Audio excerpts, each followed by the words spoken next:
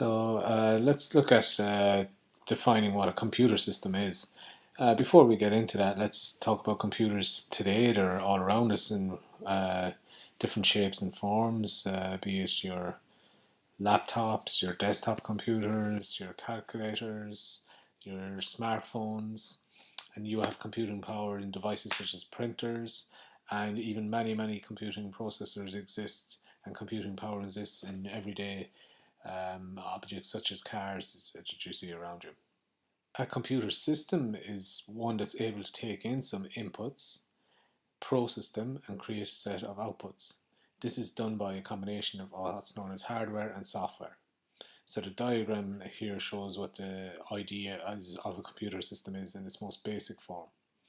Computer system has one or more inputs to provide data. The data is processed in some way, and the outcome of the processing is sent to an output. It may be stored in storage until some event happens, so it can be output. For processing to take place, there needs to be a set of instructions that lets the computer know what needs to be done. That's known as the program. The computer system that is flexible is able to load a different program or a different set of instructions from its storage. So our input to our computer consists of commands or data that is entered into the computer system, usually by a device like a keyboard or a mouse. The data then is put into digital data that can be processed by the computer. Example of processing that could be placed could be sorting something into alphabetical order, or if you scan in an item from a barcode, you could retrieve the price of an item as is done in a supermarket.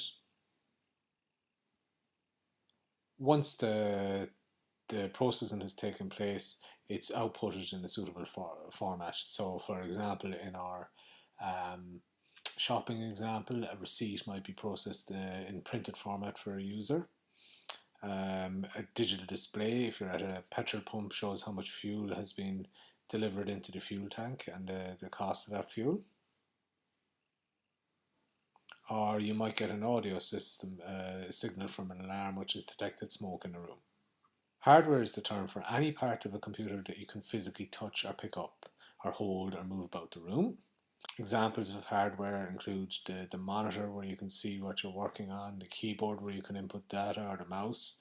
And then there's internal hardware inside the case of a computer, which we'll go into more detail on in the rest of this lesson, such as the processor or the CPU, or the motherboard, which is the main board of the computer that holds most internal computer components.